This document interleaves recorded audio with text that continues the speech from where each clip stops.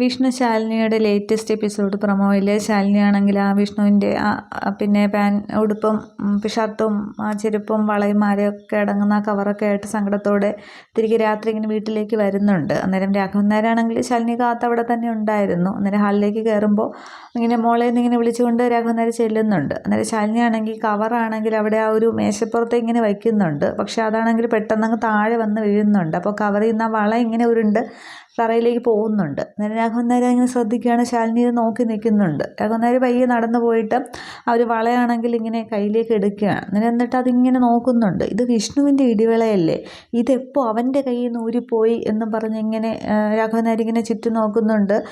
ശാലിനിയോടായിട്ട് തന്നെ ചോദിച്ച് നിൽക്കുകയാണ്. ഈ ഒരൊറ്റ സീനെ ഈ ഒരു പ്രൊമോയിൽ കാണിക്കുന്നുള്ളൂ. അപ്പോൾ അത് അങ്ങനെ തന്നെ വരും. മിക്കവാറും ഇനി ശിവനെ അരിയിലേക്ക് വിളിച്ചിട്ട് അത് രാഘവൻ നായരിനെ കയ്യിലേക്ക് കൊടുക്കുമോ എന്നുള്ളതാണ്, ഇടാനായിട്ട് നിർബന്ധിക്കുമോ എന്നുള്ളതാണ്.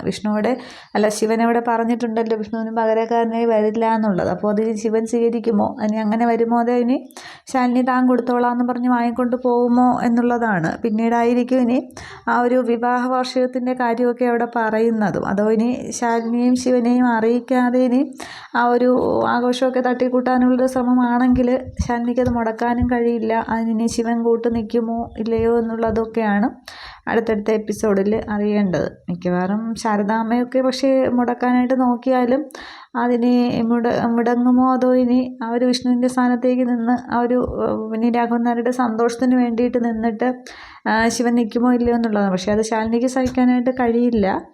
അതിന് എങ്ങനെ വരുമെന്നുള്ളത് നോക്കാം. പക്ഷേ ഈ കുട്ടികളുടെ മുന്നിലും ശിവനങ്കിളാണല്ലോ, അച്ഛനല്ലല്ലോ. അപ്പോൾ ഇനി എങ്ങനെ വരുമെന്ന് നമുക്ക് നോക്കാം.